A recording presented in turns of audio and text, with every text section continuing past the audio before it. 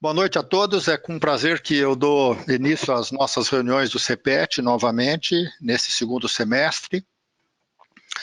E já desde o começo do ano passado, eu tinha convidado o Dr. Alexandre Isola para poder participar de uma reunião nossa de terça-feira e, infelizmente, não deu para poder... ele não tinha agenda para as nossas reuniões naquela época e a gente então ficou de trazer o Dr. Alexandre assim que fosse possível, e isso foi possível já na nossa primeira reunião do segundo semestre. O Alexandre esteve conosco na nossa primeira reunião em 2020, quando o Covid estava começando a aparecer, né? E a gente tinha uma série de questões ainda em aberto sobre a pneumonia do Covid, sobre a lesão pulmonar, a insuficiência respiratória aguda grave, a SARA relacionada com o Covid, a maneira de ventilar. Acho que muitas coisas vieram se definindo ao longo do ano 2020 e 2021.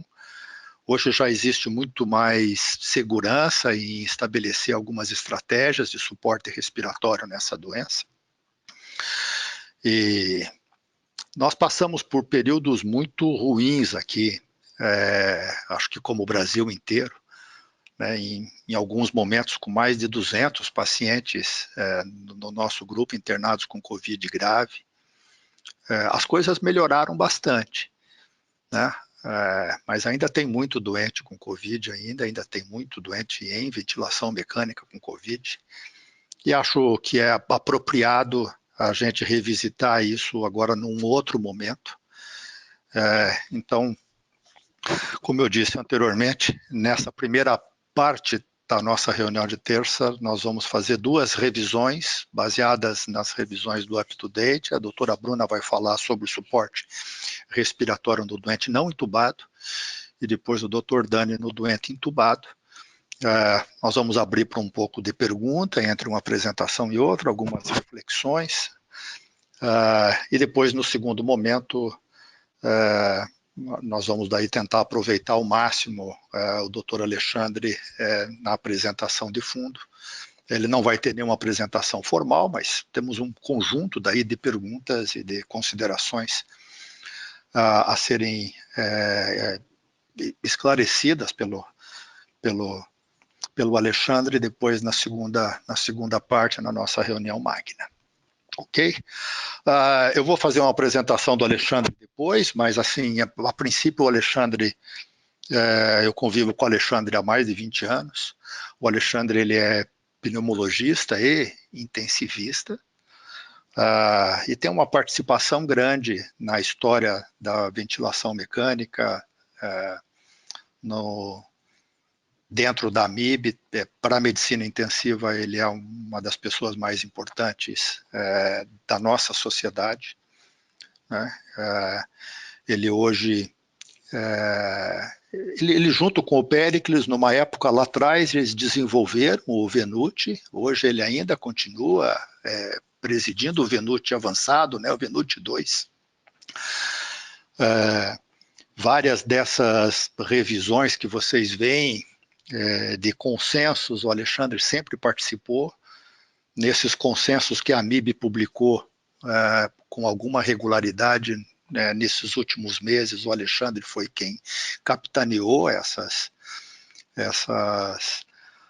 revisões, essas orientações.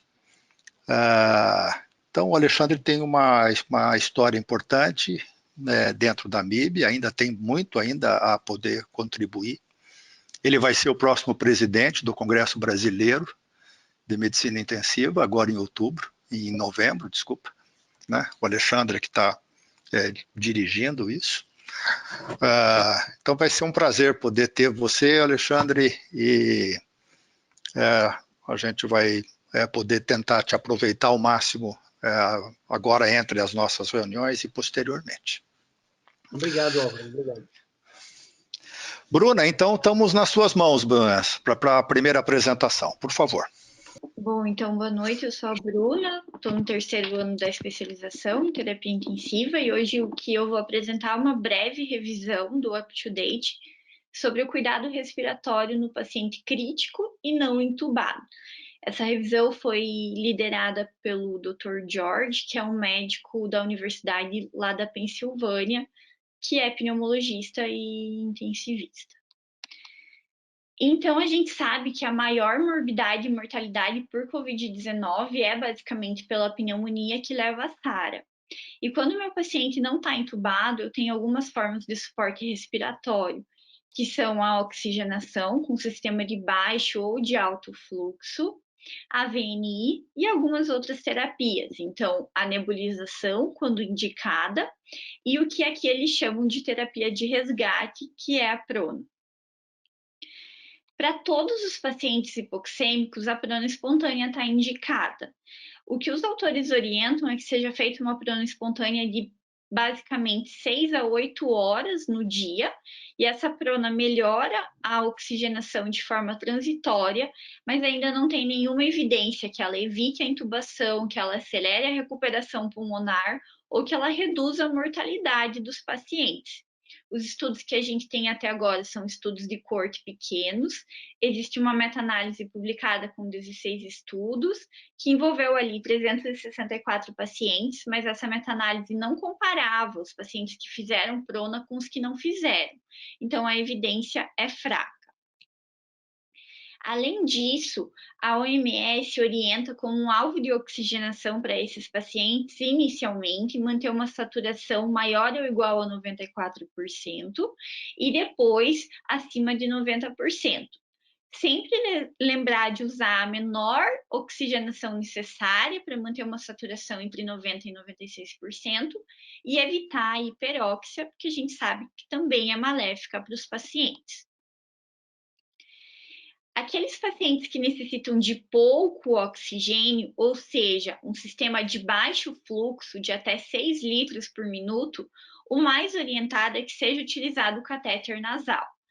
Os outros tipos de oxigenação, como a máscara facial simples, a máscara com reservatório, que é a não reinalante, ou a Venturi, geralmente são utilizados para fluxo maior.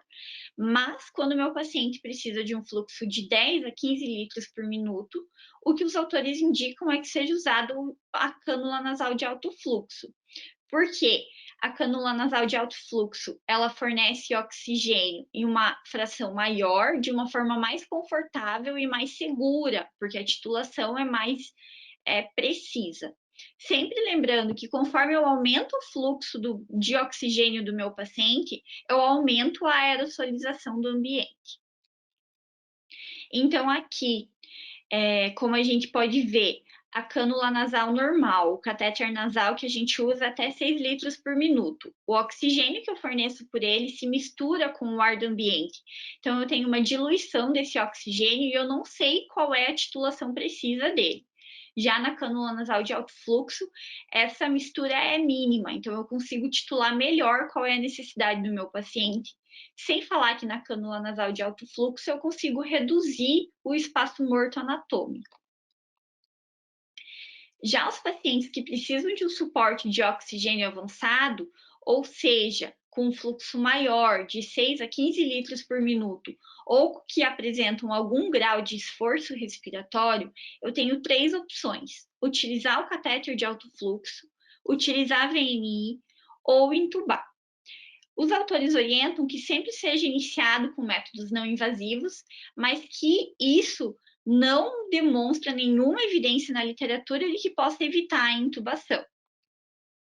Então, quando eu comparo o catéter nasal de alto fluxo com a VNI, o que se tem de evidência disponível é que naqueles pacientes que não têm hipoxemia por Covid-19, o catéter nasal de alto fluxo é melhor do que a VNI. Na epidemia de MERS, houve um alto índice de falha com o uso da VNI, assim como naqueles pacientes com SARA não COVID. Então, o catéter nasal de alto fluxo, ele fornece uma FiO2 entre 21 a 100%, eu consigo titular essa FI em alto fluxo, então de 20 a 60 litros por minuto, e eu consigo fornecer de forma confortável, porque o oxigênio é aquecido e umidificado. Sempre lembrar que eu tenho que tomar alguns cuidados gerais nesses pacientes que estão com um fluxo maior de oxigênio por causa da aerosolização do ambiente. Então, nos pacientes com catéter nasal de alto fluxo, é indicado que utilizem uma máscara cirúrgica com um menor fluxo efetivo para manter a saturação entre 90% e 96%. Já na VNI, eu prefiro uma máscara oronasal ou a máscara facial total para diminuir a aerosolização, utilizar um circuito duplo com o filtro EPA no ramo expiratório do ventilador e utilizar o modo CPAP sempre que possível, porque o BiPAP também aumenta a aerosolização. Sempre lembrar que esses pacientes com suporte respiratório avançado, eles têm um alto risco de evoluir para intubação. Então, é orientado manter a prona espontânea, porque ela melhora parcialmente a oxigenação, mas eu preciso reavaliar esse paciente a cada 1 a 2 horas. E o que eles orientam também é que seja feita uma gasometria arterial dentro das primeiras 2 horas, depois que eu escolhi o método que eu vou usar no meu paciente, para avaliar se essa forma de suporte respiratório está sendo eficaz e principalmente segura para o meu paciente, se ele não está hiperventilando, se ele não está retendo CO2, fazendo um volume corrente muito alto e assim por diante. E claro, lembrar que nesses pacientes que precisam de mais oxigênio ou que evoluíram com uma piora, eu sempre tenho que considerar um diagnóstico diferencial. Então, o meu paciente tem um TEP, o meu paciente evoluiu com edema agudo pulmonar e assim por diante. E nunca retardar a intubação. Então, sempre que meu paciente tiver algum sinal que está usando musculatura acessória para respirar, possui uma respiração abdominal, ou que está num alto fluxo com uma porcentagem de oxigênio muito alta, eu preciso intubar. As indicações precisas que eles colocam, como a gente pode ver ali na tabelinha, é uma progressão rápida da piora respiratória do paciente. Meu paciente persiste com um alto índice de um alto fluxo ou uma alta fração expiratória de oxigênio no método que eu escolhi, não invasivo. Meu paciente está desenvolvendo hipercapnia, está aumentando o esforço respiratório, tem um volume corrente muito alto ou está demonstrando algum sinal de disfunção orgânica. Por exemplo, uma piora do nível de consciência, um aumento na dessaturação, instabilidade hemodinâmica, insuficiência renal, etc. Quando eu for intubar esse paciente, sempre intubar ele num quarto de isolamento respiratório pelo profissional mais experiente e procurar oxigenar esse paciente com métodos não geradores de aerossóis. Então, utilizar a máscara com reservatório, preferencialmente em relação ao ambu. Utilizar a sequência rápida de intubação, então eu pré-oxigeno, faço analgesia, cedo, bloqueio e intubo. E não faço uma pré-oxigenação entre a sedação e o bloqueio neuromuscular. E a videolaringoscopia, é claro, que é uma forma muito mais segura de intubar o paciente, tanto para o paciente quanto para o profissional que está intubando. Quando eu precisar usar o ambu, é indicado utilizar o filtro HMF entre o ambu e a máscara, né? A bolsa e a máscara. E o que os autores orientam, eles vão mais além disso e indicam que seja oxigenado esse paciente, que eu necessito utilizar o ambu, com uma máscara laríngea. O clampeamento do tubo deve ser feito apenas se o paciente ainda está bloqueado, então se ele não tem nenhuma respiração espontânea, porque se o meu paciente tem respiração espontânea e eu clampeio o tubo, eu posso aumentar o risco de barotrauma. E lembrar de colocar o filtro EPA no ramo expiratório do circuito do ventilador para proteção. E é isso, uma revisão bem rápida e curta. Ok, Bruna, obrigado. A intenção é, pelo menos, colocar todo mundo no mesmo canal, né? Essas são as recomendações atuais para os doentes que têm hipoxemia, que internam no hospital e que não estão intubados. Então, fundamentalmente, administração de oxigênio, nós só temos a administração de oxigênio com oxigênio em baixo fluxo ou VNI, né? Nós, infelizmente, em Curitiba não temos oxigênio de alto fluxo. Quero ouvir um pouquinho a opinião dos outros que eventualmente têm essa estratégia. A dificuldade que a gente tem quando a gente precisa de ir para a VNI é fazer a acoplação e a adequação da ventilação mecânica, que talvez fosse mais fácil se a gente tivesse, para o conforto do doente, o oxigênio de alto fluxo. Não deixar o doente fazer hipoxemia, obviamente, evitar a hiperoxemia. Acho que a gente revisou vários trabalhos com o efeito eventualmente deletério da hiperóxia. Havia uma ideia lá no começo de que a gente devia fazer intubação precoce, mas acho que isso foi se dissipando ao longo do tempo. Nós vamos ouvir isso melhor do Alexandre na apresentação posteriormente, mas acho que as indicações de intubação orotraqueal acabaram sendo as clássicas para outras, iguais às de outras insuficiências respiratórias hipoxêmicas de uma forma semelhante. Intubação orotraqueal, rápida, a aplicação sistemática da sequência rápida, não gerar aerosol, quarto isolado. Acho que as estratégias para poder evitar a contaminação, todas vocês já estão utilizando isso regularmente. Eu queria que alguém fizesse algum comentário, fizesse perguntas. João, tudo bem, João? Como é que foi a tua experiência aí até agora com o Covid? O que você achou da apresentação da Bruna e o que você tem feito aí nas UTIs para os doentes não intubados?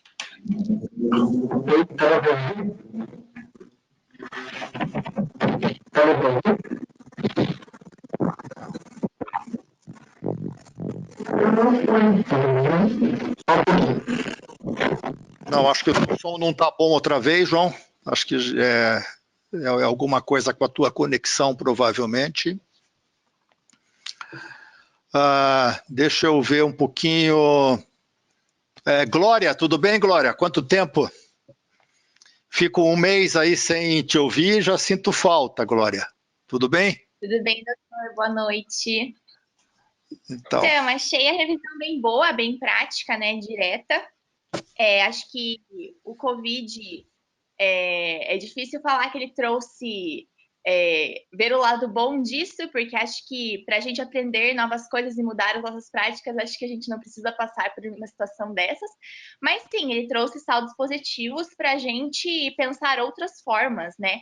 Utilizar recursos e ferramentas na UTI que geralmente a gente não utiliza. A gente é muito acostumado, pelo menos na minha prática aqui, que não é muita, mas VNI, dispositivos como máscara, catéter e intubação, né? A gente não é acostumado a utilizar outras formas aí de ventilar esses pacientes.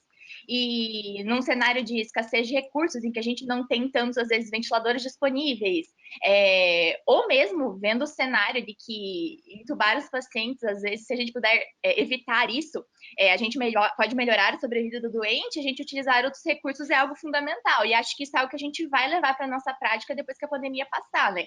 Tentar resgatar os pacientes, mesmo sem um quadro essencialmente pulmonar de outras formas, é algo que a gente vem aprendendo, vem utilizando esses recursos de uma forma um pouco melhor, né? Que nem o catéter nasal de alto fluxo. Acho que isso tende a se propagar e a gente utilizar cada vez mais. Acho que isso é algo bem positivo aí para a gente pensar outras formas de tratar os pacientes com quadros respiratórios. Estou ansiosa aí para a apresentação do Alexandre, acho que vai ser bem produtivo aí os comentários dele, mas é isso, não tem nenhuma pergunta por enquanto. Orlando, tudo bem, Orlando? Está me ouvindo? Tudo bom, doutor? Estou ouvindo, sim. Tudo bem. Você passou um bom tempo no reabilitação. Sim, sim. Atendendo Covid aos montes. Bastante. Vocês fizeram muita ventilação, muita prona em pacientes não intubados. Qual que é a tua experiência com isso, Orlando? Me conta um pouquinho. Bom, doutor, é uma situação difícil, né? Porque a gente acaba tentando sempre não evitar a intubação, mas tentar sempre melhorar o quadro do paciente, né? Porque às vezes era desesperador. O paciente já chegava com máscara 15 litros, então a gente sempre tentava pronar, assim, né? Vamos, nem sempre, na verdade, né? Quando o paciente estava em franca insuficiência, a gente já intubava, né? Mas por muito tempo alguns pacientes a gente tentava pronar e às vezes isso é muito frustrante, porque que nem a Bruna falou, né? Você nunca sabe qual que vai ser o paciente que vai conseguir se livrar da intubação, né? Você fala assim, não, nossa, a gente teve vários casos assim. O paciente chegava com 3 litros, né? Chegava com pouco oxigênio. A gente fala assim, não, prona, fica pronado, tenta melhorar aí a saturação, você vai ficar mais confortável. E, de repente, esse paciente, ao longo de 7 dias, acabava evoluindo para intubação. Né? E tinha aqueles outros pacientes que chegavam com máscara 10 litros, a gente acabava pronando esses pacientes e alguns melhoravam. Então, assim, era sempre uma tentativa, mas às vezes era um procedimento frustrante, porque você não tinha certeza quem que ia melhorar ou não, sabe? E às vezes você acho que o Bruno falava muito disso, né? Não adianta, na verdade, eu até fiz um Venute um pouco tempo antes de começar ali um pouco depois de começar no HR, né? E os doutores do Venute falavam isso, né? Não adianta a gente insistir com alguma coisa que não vai dar certo, né? Então, também no HR, o Bruno tinha essa visão, sabe? Aquele paciente que chegava, ataque de espineco, com esforço, a gente não tentava ficar pronando, não tentava ficar fazendo VNI, a gente já, né, acabava entubando o paciente logo. Mas esses pacientes que não chegavam assim, que chegavam sem desconforto, que chegavam com máscara... Meu Deus, caiu? Não, acho que está tudo certo. Só caiu. Não, estamos te ouvindo bem. Pode continuar, Orlando. Não, então era isso. E aí aqueles pacientes que chegavam sem desconforto, a gente tentava, sabe? Mas era frustrante às vezes, né? Essa é a verdade. Bruno, você foi citado, Bruno. Você acha que algumas vezes você conseguiu evitar a intubação só porque colocou o doente em prona? Ainda em espontânea? Oi, doutor. Acho que era o Bruno Gabardo, né, Orlando? Mas tudo bem. É o Bruno Gabardo, é mesmo. Bom, mas agora caiu com você, Bruno. A prona, doutor, eu acho que a gente ajudou bastante o paciente, sim, mas é como o Orlando comentou também, isso é um pouquinho anárquico também. Tem paciente que chega super grave, que às vezes não está tão desconfortável, mas já está ali com 10, 12 litros. A gente consegue, com uma prona, uma VNI, tirar esse paciente. Mas também tem aquele paciente que chega com 5 litros no catéter e não responde da mesma forma. Eu acho que é uma terapia válida. Eu acho que quando a gente tem esse paciente, tem que tentar ser feita, né? Se não tiver indicação de intubação, evidente.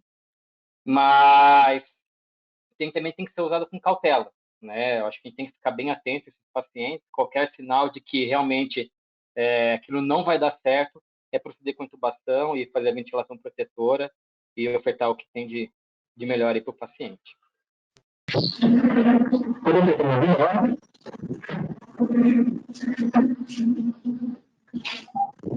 Oi, alguém quer fazer algum comentário? Não estou te ouvindo outra vez, João. O teu som está muito ruim. Acho que vamos deixar para uma outra vez. Alexandre, acho que eu queria ouvir as tuas considerações gerais, mais assim do aspecto prático. Acho que os aspectos conceituais depois a gente discute mais profundamente posteriormente. Mas acho que é importante você dar a tua experiência e as tuas considerações. Eu achei a apresentação muito boa. Acho que realmente o que você comentou, Álvaro, é muito importante em relação à mudança como a gente está abordando esses pacientes, né? O aprendizado que houve nesse ano e meio, aí, pouco mais de ano e meio, e realmente algumas coisas se mostraram válidas e outras coisas não. A intubação precoce para evitar PSILI, com certeza ela é importante, mas ela acontecia muito porque não se queria deixar contaminar o ambiente também, né? E hoje a gente tem todo um processo de esclarecimento das pessoas e disponibilidade de EPIs, de maneira que você consegue ter unidades dedicadas a Covid e proteger a equipe de uma forma muito mais tranquila. As pessoas sabem exatamente o que fazer para se proteger, para evitar. Existe o equipamento à disposição. Então, tudo isso é importante. Com relação à prona, que é o grande ponto aqui em discussão, infelizmente, o que a gente percebe é que todo mundo fala a mesma coisa. Nossa, mas eu tive um paciente que eu pus e melhorou. Nossa, eu tive alguns pacientes que eu pus e não foram entubados. Então, essa é uma percepção, digamos assim, bastante comum. Onde você vai, onde você ouve discussão, onde você participa, você ouve esses relatos. O problema é que os trabalhos que estão sendo feitos ainda não mostraram de uma forma científica esse benefício, de uma forma definitiva, né? Então, fica muito complicado a gente poder recomendar de uma forma rotineira. Vai falar que não pode fazer? Não é isso. Depois, mais para frente, a gente vai discutir o que foi discutido lá no Ministério da Saúde, na comissão supra-societária que foi formada lá, que o Carvalho conduziu, a gente teve a oportunidade de participar, foi discutido bastante esse assunto. Mas não tem como recomendar de uma forma rotineira e com evidência forte o uso da prona espontânea, tá? Quando você for ver, tem vários problemas, né, Álvaro? Nós não sabemos em quem indicar, quando exatamente indicar e não indicar, até quando indicar, perfil do paciente, se ele, o que ele precisa para tolerar. Então, a gente sabe que tem muitos obesos com essa situação e o obeso tem dificuldade de ficar pronado. Então, tem uma série de pontos que precisariam ser melhor esclarecidos para fazer um trabalho correto, né? É uma situação diferente de você pronar um paciente sedado, curarizado, em que ele vai ficar horas sem perceber o que está acontecendo por conta da sedação e curarização, enquanto que outro paciente está acordado. Ele está em insuficiência respiratória, ele está forçando o diafragma muitas vezes, o abdômen, e ele está numa posição que às vezes ele não tolera. Então, tudo isso tem que ser levado em consideração. Outro ponto importante, que foi comentado por ela aí no UpToDate, a gente sabe que o UpToDate pega coisas de tudo, é bem atualizado, né? Mas a questão é que ele pega muito da realidade de fora também, né? E a gente sabe que a maioria do país não tem catéter nasal de alto fluxo. Se eu não me engano, você comentou que vocês também não têm aí, foi isso ou eu vi errado? Não temos. Curitiba não tem catéter de alto fluxo. Nenhum serviço utiliza isso em Curitiba, infelizmente. Pois é, vários lugares do Brasil não tem catéter nasal de alto fluxo. Então, na prática, o que se viu, depois de que você tem dos EPIs, né, toda a proteção para o time, a máscara reinalante acabou se tornando algo muito utilizado na substituição, como opção para não entubar. O conceito principal foi deixado bem claro, ela falou bastante vezes, a Bruna, né? Evitar postergar a intubação. O difícil é saber exatamente que momento que você vai, o que é postergar a intubação, porque principalmente agora que a gente está com pacientes mais jovens, eles têm mais reserva muscular, mais reserva funcional, eles aguentam mais tempo, e aí você fica realmente postergando uma coisa que não deveria. Então, você tem que ficar de olho na gasometria, você tem que ficar de olho na acidose, tem que ficar de olho no uso da musculatura acessória e perceber a evolução, a linha de evolução. Se esse paciente está com uma linha dependente, muito dependente de oxigênio e não está evoluindo com melhora com o passar das horas, levantar as orelhas, porque provavelmente vai ter que entubar, mesmo que ele ainda não esteja dessaturando. Então, tudo isso tem que ser levado em conta. A VNI é útil. A VNI pode ser usada comparativamente a catéter nasal de alto fluxo. Não tem alguns trabalhos que tentaram comparar, mas não chegou a uma conclusão clara de superioridade. Você pode usar a VNI da forma como foi colocado pela Bruna. Eu acho que para começar, acho que seria isso. Legal. Acho que eu vou querer que depois que você comente um pouquinho da fisiopatologia da lesão pulmonar auto-infligida, se ela realmente existe, se ela é importante. Isso me parece que foi uma coisa que lá atrás a gente queria entubar o doente mais precocemente para evitar que isso eventualmente acontecesse, né? O Gattinone defendia muito essa ideia e outros. Mas acho que a gente daí deixa para poder discutir isso lá na frente. Péricles, você quer fazer algum comentário, Péricles? Péricles está participando da nossa primeira reunião hoje, de Cascavel. O Péricles tem uma grande experiência também em pacientes sem ventilação mecânica, também foi um dos precursores do Venuti, e é um prazer tê-lo aqui, Péricles. Obrigado, Álvaro. Bom, na verdade, excelente apresentação e o pessoal já fechou tudo. Eu só queria lembrar, assim, independente do Covid, as coisas foram evoluindo e uma consolidação nos últimos 2 anos de um ato importante é a intubação traqueal segura, digamos assim, não só com a sedação, mas o uso do fio-guia. 2 estudos, um publicado há 2 anos atrás e outro agora, há um mês agora, acho que no Chest, mostraram que o uso rotineiro do fio-guia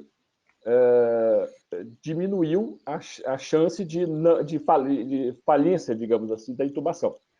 E esses estudos não foram feitos especificamente para a COVID, mas só para lembrar que o ato da intubação tem que ser feito pela pessoa mais experiente possível, e agora está sendo feito por quem está ali, né? Então, o fio-guia ajuda bastante nesse momento para poder acelerar, digamos assim, o ato da intubação. Legal. Alguém quer fazer mais algum comentário? Dani, você já está preparado? Mirela, tudo bem, você quer fazer algum comentário agora? Tudo bem? Tudo bem. Acho que talvez o comentário que seja importante, Mirela, é de que você, o pessoal do HT, foram muito importantes naquele começo no doente não entubado em estabelecer as regras, né?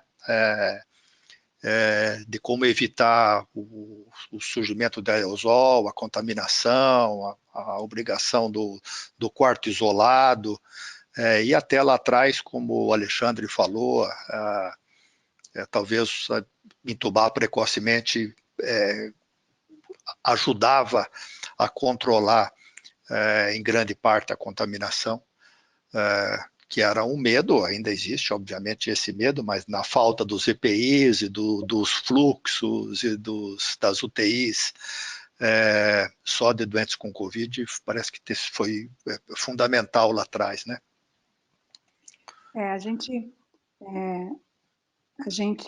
As coisas mudaram um pouquinho nessa questão da intubação precoce, porque hoje a gente a gente usa mais VNI, principalmente a partir do momento da utilização da máscara N95 de maneira universal, né? A gente passou um período ali de indicação de máscara N95 só para geração de aerossol e a gente usava para procedimentos com aquele medo de que eventualmente a gente ficasse sem N95 para essa função, que efetivamente era o que contaminaria mais, né? Então, a gente tinha ali uma troca por máscara cirúrgica. A partir do momento que a N95 a gente nunca teve problema com EPI, de fato, e a N95 pôde ser utilizada de maneira universal, a gente ficou mais complacente com a indicação de VNI e ela veio crescendo ao longo do tempo. De todo modo, essa questão de intubação segura, a parte da pré-oxigenação rápida e segura, uso dos filtros, a máscara com reservatório, tudo isso foi já implementado logo no primeiro momento, e filtros em ventiladores, filtro em ambu, filtro em máscara reservatório, filtro próprio para traqueostomia na sequência, né? Os pacientes traqueostomizados com seus filtros respectivos para uso em traqueostomia, tudo isso permaneceu, né? E foi implementado logo no início.